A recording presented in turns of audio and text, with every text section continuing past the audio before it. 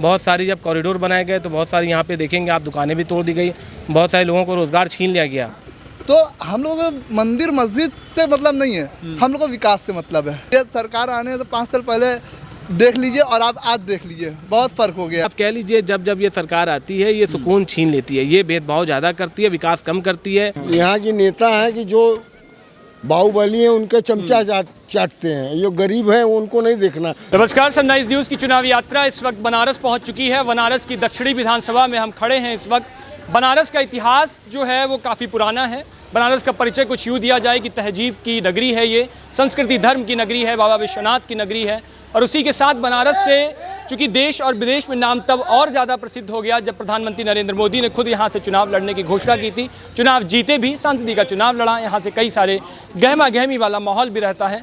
बनारस पूर्वांचल का एक ज़िला कहें या उसी के साथ बनारस पूरी नगरी और पूर्वांचल की राजधानी भी बनारस कही जाती है। तो बनारस का अपना स्थान है। बनारस से सारी सीटों को निकालना जिस पार्टी के खाते में जाएंगी लगभग तय होता है कि वही पार्टी उत्तर प्रदेश में अपना शासन करेगी। उत्तर प्रदेश से यहीं पे उसकी बयार तय होती है। बनारस में जब हम यहाँ खड़े हैं तो कई सारे लोग हमारे साथ यहाँ मौजूद हैं जो यहाँ से तय करेंगे कि जनता का रुख क्या है, बयार क्या है। कई सारे लोगों से बात करने की कोशिश हम यहाँ करेंगे। क्या नाम है आपका? मेरा नाम शहबाज आलम है। शहबाज जी, क्या लग रहा है इस बार साइकिल की रफ्तार चल रही है, कमल खिल रहा है या फिर और किसी पार्टी की हाथी भी चलेगा या कोई और भी चलेगा? देखिए, जहाँ हम लोग खड़े हैं, जिस कॉन्स्टिट्यूएंसी में हम लोग खड़े हुए हैं, यहाँ तो नहीं लग रहा है कि यहाँ कमल खिलेगा। यहाँ तो साइकिल की रफ्तार ही चलेगी क्योंकि यहाँ के जो सिटिंग एमएलए हैं और साथ ही साथ वो मिनिस्टर भी हैं, लेकिन वो कभी जनता के बीच में खड़े नहीं रहते हैं, सुख दुख में साथ नहीं रहते हैं। और समाजवादी पार्टी ने जिस कैंडिडेट को उतारा है वो जनता के सुख दुख में हमेशा यहाँ साथ खड़ा रहता है। इसलिए यहाँ जो कॉन्स्टिट्यूएंसी वाराणसी साउथ, जिसको शायद दक्षिणी कहते हैं, यहाँ से साइकिल की रफ्तार चलेगी। दशाश्वमेध घाट पर हम खड़े हुए हैं। बाबा विश्वनाथ का मंदिर चंद कदमों की दूरी पर है। इस मंदिर को लेकर के, कॉरिडोर को लेकर के और साथ ही प्रधानमंत्री ने खुद यहाँ पर आकर के कई सारी चीज़ें करी, या यूँ कहें कि चुनाव के वक्त करी, चुनाव को साधने के लिए करी। तो वो सब चीज़ें असर नहीं दिखाएंगी यहाँ पे? देखिए, वो सब चीज़ें तब असर दिखाती जब विश्वनाथ कॉरिडोर के साथ साथ अगल बगल की जो गलियाँ हैं, अगल बगल का जो क्षेत्र है, उस क्षेत्र में भी काम होता। बहुत सारी जब कॉरिडोर बनाए गए तो बहुत सारी यहाँ पे देखेंगे आप दुकानें भी तोड़ दी गई, बहुत सारे लोगों को रोज़गार छीन लिया गया। जो बहुत सारे लोग आप देखते होंगे अनशन भी कर रहे हैं लेकिन उनको नहीं दिखाया जाता।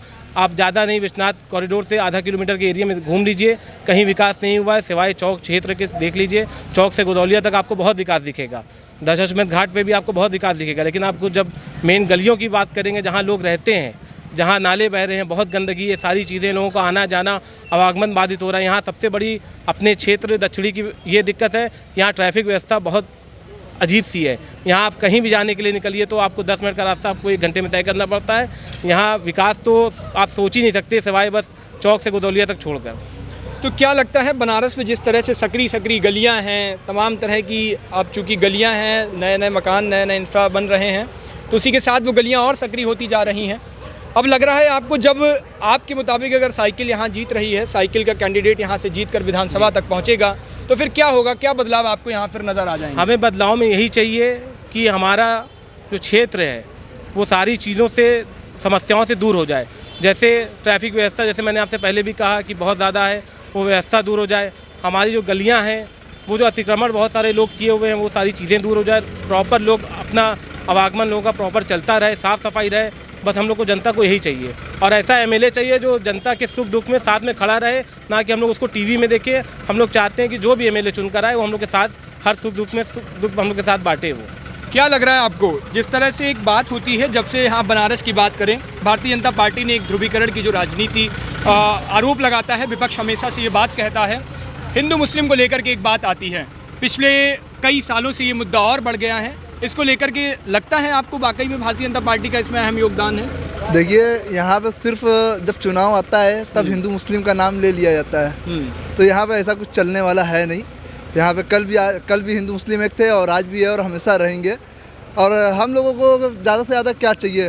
रोज़गार चाहिए, रोड चाहिए, लाइट। यहाँ पे लाइट व्यवस्था सबसे ख़राब, ट्रैफिक सबसे ख़राब। आप गली में जाइए तो एकदम बेकार है, गली में तार लटक रहे हैं, कोई व्यवस्था कुछ नहीं है। और रही बात मंदिर का कॉरिडोर से और अंदर आप चले जाइए, मंदिरें इतनी तोड़ दिए गई हैं कि कोई विरोध नहीं है उसका, कोई विरोध नहीं है। खाली अभी जाइए, कम से कम 500 पुरानी मंदिरों को तोड़ दिया गया, खाली एक कॉरिडोर बनाया इस पर। तो हम लोग को मंदिर मस्जिद से मतलब नहीं है, हम लोग को विकास से मतलब है। हम लोग को बस जो है सब पहले से हर त्यौहार साथ में मनाते रहे, आज बहुत भेदभाव होने लगा। ये सरकार आने से 5 साल पहले देख लीजिए और आप आज देख लीजिए, बहुत फ़र्क हो गया है। विकास की परिभाषा क्या क्या गढ़ते हो, कैसे क्या विकास में शामिल होना चाहिए? विकास हम लोग क्या चाहिए, हम लोग को ये देखिए महंगाई सबसे ज़्यादा मतलब परेशान की हुई है। आप महंगाई देख लीजिए, पेट्रोल आज का रेट देख लीजिए। अब दो टाइम राशन बांटने में क्या गरीब का पेट पल जाएगा। अरे पहले आप राशन दे रहे हैं तो आप उसके पहले आगे और भी तो देखिए विकास क्या है। ट्रैफिक सबसे पहले तो ट्रैफिक सही करिए, जहाँ से आगे जाना पड़ रहा है तो पूरा ऐसे घूम के आइए। क्या है कुछ कहीं यहाँ कोई पार्किंग है ही नहीं है, यहाँ कोई भी टूरिस्ट आएगा पार्किंग ही नहीं है, गाड़ी कहाँ खड़ी करेगा। तो आपको लगता है विधानसभा चुनावों को लेकर के ट्रैफिक पुलिस का एक मसला होना चाहिए? ये बहुत बड़ा वो मुद्दा तो है। बहुत बड़ा मुद्दा है। ये ट्रैफिक पुलिस का तो यहाँ पे बहुत बड़ा मुद्दा है। आप खुद ज़्यादा नहीं, आप बिनिया बाग से अगर होकर आ पाएंगे दोपहर के टाइम तो इतना टर्निंग है और इतनी ज़्यादा यहाँ ट्रैफिक व्यवस्था बहुत ख़राब है। आप खुद देख लीजिए, हम लोगों से मत पूछिए, आप खुद सर्वे करके देख लीजिए एक दिन रह के बनारस में, तो आपको असली सच्चाई जो है वो मालूम चल जाएगी कि यहाँ के जनता कितनी परेशान है, खास करके ट्रैफिक को लेकर। ये बहुत बड़ा मुद्दा है, ये मुद्दा कोई दिखाते ही नहीं है। जब चुनाव आता है तो यहाँ हिंदू मुस्लिम ज़्यादा होने लगता है। ये सब चीज़ें हम लोगों को नहीं चाहिए। हम लोग यहाँ हिंदू मुस्लिम बहुत साथ में खुश रहते हैं, साथ में बिजनेस करते हैं। हम लोगों को बस ट्रैफिक से निजात मिल जाए और साफ़ सफाई रहे, रोज़गार मिले। एक जनता यही चाहती है, सुकून चाहती है, जो एक लाइफ में एक इंसान जो चाहता है, यही यहाँ की लोकल जनता चाहती है। ये सुकून कैसे छिन रहा है फिर? सुकून ये आप कह लीजिए, जब ये सरकार आती है ये सुकून छीन लेती है, ये भेदभाव ज़्यादा करती है, विकास कम करती है, क्योंकि ये कभी जनता के बीच में विकास के नाम पे वोट मांगने नहीं जाते हैं। ये बस और बस हिंदू मुस्लिम के नाम पे वोट मांगने जाते हैं। तो हम लोग यही चाहते हैं कि ये भी अगर आएँ, नेक्स्ट सरकार अगर भाजपा बनाती है तो ये भी अगर आए तो सबको साथ लेके चलो। जो गंगा जमुनी तहजीब अपने बनारस की एक शान है, ये बनी रहनी चाहिए। बस हम लोग यही डिमांड करते हैं सरकार से भी। क्या लगता है आपको, उत्तर प्रदेश में जब बात होती है और उसी के साथ तमाम काफ़ी सारी जब पार्टियां आती हैं, तो आप जैसे युवाओं से जब हम बात करते हैं तो रोज़गार का एक बड़ा मुद्दा उठता है। तमाम पार्टियों ने अपने अपने मैनिफेस्टो जारी किए इस बार, और उन मैनिफेस्टो में ये देखा गया कि इस बार युवाओं का खास ख्याल रखा गया है सभी पार्टियों ने। भारतीय जनता पार्टी पहले ही कह चुकी है कि हम इतने सारे रोज़गार दे चुके हैं। सच्चाई है, या फिर जब सरकार में बदलाव होगा तब सच्चाई और ज़्यादा निखर के सामने आएगी? सर पहले तो मैं ये कहना चाहूँगा कि अभी तक कोई रोज़गार प्रोवाइड नहीं हो रहा। जिन लोगों का प्राइवेट सेक्टर में जॉब भी थी, उनकी जॉब आज की डेट में ख़त्म हो गई है। एक नॉर्मल आदमी खाए जैसे खा नहीं पा रहा, जॉब की बात तो बहुत दूर है। एक पब्लिक सेक्टर में आप कहीं भी जाके काम उठाइए, मेरा खुद का बिजनेस है, मतलब जो लड़के पहले 10,000 15,000 जिनको सैलरी मिल जाती किस चीज़ का बिजनेस है आपका? मेरा कॉस्मेटिक का काम है। जिनको पहले जो चीज़ 10 रुपये की थी, आज की डेट में वो 15 रुपये की हो गई है। लोग कस्टमर हमारे पास आते हैं तो लोग कहते हैं कि महंगाई बहुत बढ़ गई, लोग अपना खाना नहीं खा पा रहे हैं और लोग उसके आगे क्या करेंगे। जो लोग अपना घर परिवार नहीं चला पा रहे हैं, उनको रोजी कहाँ से मिलेगी? हमारे पास पैसा जब आएगा तभी ना हम अपने स्टाफ को देंगे। जब हमारे ही पास इनकम नहीं हो पा रही है तो हम अपने स्टाफ को पैसा कैसे देंगे? तो कॉस्मेटिक के धंधे में मुनाफा बढ़ा है या फिर उसके दाम बढ़ गए हैं चीज़ों के? उसके दाम बढ़ गए, चीज़ों के दाम बढ़ गए हैं, फिर उसके ऊपर टैक्सेस बढ़ गए हैं। जो टैक्स मुनाफा बढ़ा कि नहीं बढ़ा? मुनाफा नहीं बढ़ रहा, मुनाफा जितना कल था उतना आज ही है। मुनाफा एक सीमित जो होना चाहिए, मतलब कि 10 का माल जो 15-12 जाना चाहिए वो नहीं जा पा रहा है। जितनी इनकम प्रॉफिट पहले थी वो कम हो गई है, घट गई उसकी रेट ऑफ इंटरेस्ट, और जो प्रॉफिट जो उसकी वैल्यू मैक्सिमम रिटेल प्राइस की जो वैल्यू थी वो बढ़ गई है। जिसको आम आदमी जो 10 रुपये का सामान है वो 20 रुपये का हो जा रहा है, वो खरीद नहीं पा रहा है। बचना हमको 2 ही रुपया है, लेकिन सामान 10 की जगह 20 का हो गया है। ये नुकसान हो रहा है हमारा। भारतीय जनता पार्टी के ही एक बड़े कद के चेहरे कह लीजिए, नंद गोपाल गुप्ता नंदी, नाम सुना होगा आपने। व्यापारी वर्ग से हैं तो नाम जाहिर तौर से सुना होगा। आप जानते हैं, व्यापारी हैं फिर भी नाम नहीं जानते? अच्छा, आप जानते हैं गोपाल नंदी, ये जो आपके इलाहाबाद के एमएलए हैं। इलाहाबाद के एमएलए हैं। नंदी व्यापारी वर्ग को साथ लेकर के चलते हैं, वैश्य समाज से आते हैं। व्यापारी वर्ग उनके साथ ज़्यादा जुड़ता है। अक्सर वो कहते दिखते हैं कि व्यापारी हमसे बहुत खुश हैं, व्यापारी सम्मेलन करते हैं, व्यापार में बढ़ोतरी गिनाते हैं, जीएसटी के फ़ायदे गिनाते हैं। हकीकत है ये? नहीं, ये हकीकत तो बिल्कुल नहीं है। जैसे अभी आपने नंद गोपाल नंदी का नाम लिया तो मैं बहुत सोशलिस्ट, बहुत ज़्यादा एक्टिव हूँ। ये लोग तो चलिए नहीं है, ये लोग सोचिए, ये लोग भी एक व्यापार से जुड़े हैं, नंद गोपाल नंदी को जानते तक नहीं है। तो ये पब्लिक के बीच में क्या आएंगे और उसके फ़ायदे, जैसे आपने कहा कि व्यापारी जुड़े हुए हैं, जब पब्लिक व्यापारियों को जानते नहीं तो वो जुड़ेंगे कैसे? पहले नंदगोपाल नंदी खुद पहले अपने आप को इतना बना ले कि क्या है कि पब्लिक पहले उनको जान जाए, तब तो वो व्यापारी को अपने साथ जोड़ेंगे।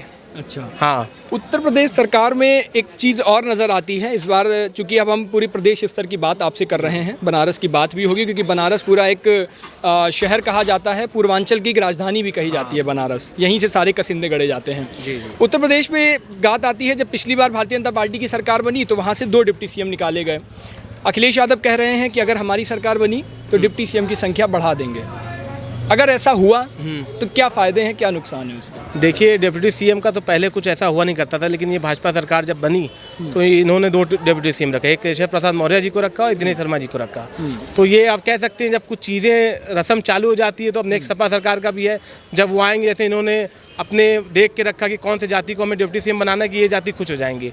अब अखिलेश जी का भी यही है कि हम जब डिप्टी सीएम बढ़ाएंगे तो इन्होंने 2 रखा, हो सकता है वो 3 रख दें, तो वो और अपने साथ और जाति जोड़ेंगे कि उनके साथ भी और जाति के लोग जुड़े रहें।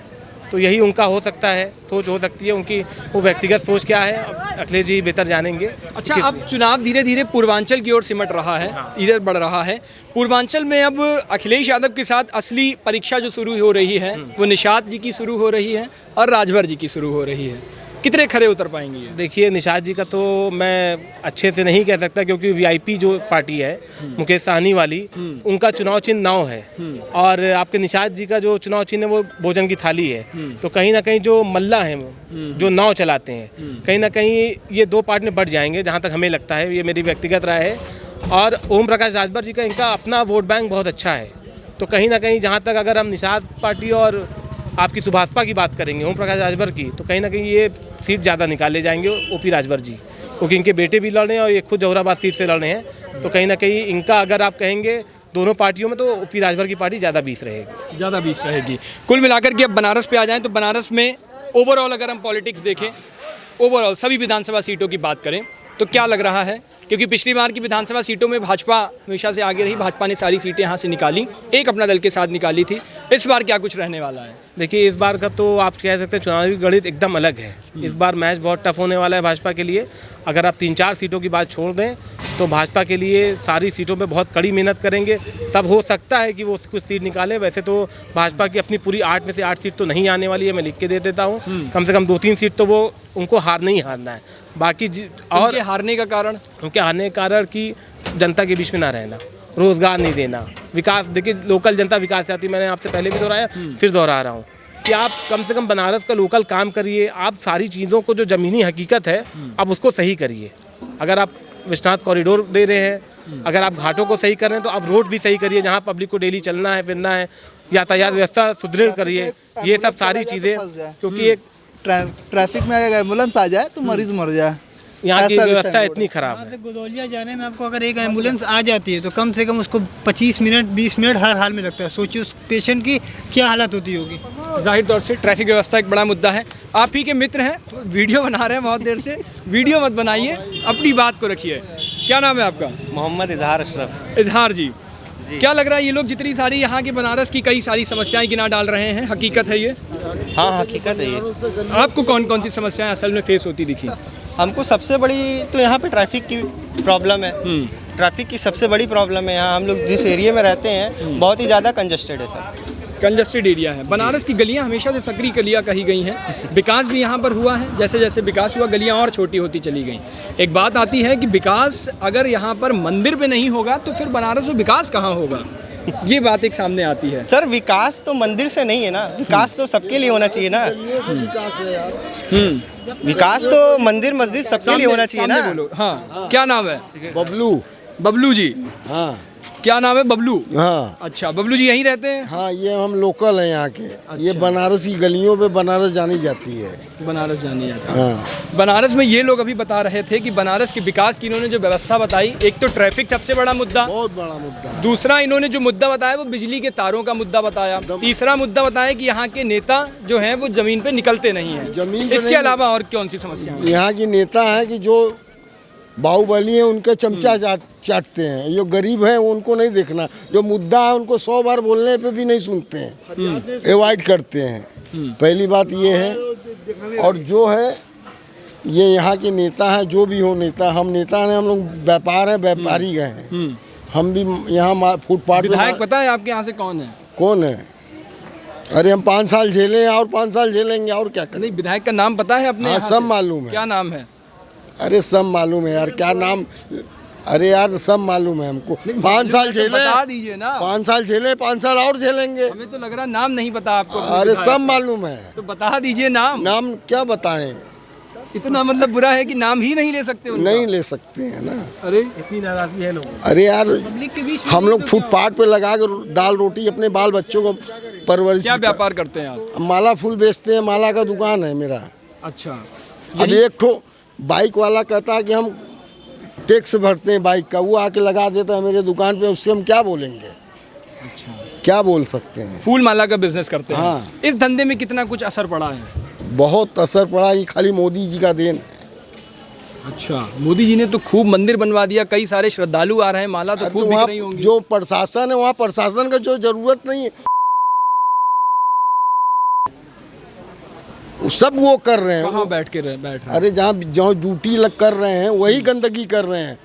कोई लोकल वहाँ नहीं जा रहा, वहाँ पूरा तो चेक करेंगे ये आपको। तो गंदगी की बात हो गई। हाँ। मैं कह रहा आप जो फूल माला का व्यापार हाँ। करते हैं, अब तो श्रद्धालु खूब आते होंगे, टूरिस्ट आते- प्लेस बना दिया। हाँ। तो फूल मालाएं और बिकती होंगी अब तो आपकी। बिक रही है, ये मोदी जी का देन तो है। मुनाफा बड़ा है। मुनाफा क्या बड़ा है? और सबको देना लेना होता है कि लगा रहे हो क्यों दोगे? अब सब कुछ आपके सामने नहीं ना बता सकते, कुछ तो अंडरग्राउंड रहना चाहिए। आप भी समझ रहे हैं, हम भी समझ रहे हैं। ऐसा क्या अंडरग्राउंड है अरे जो आप यार। सामने नहीं कह सकते? अरे यार कल कोई और आएगा, कब है क्या बोले?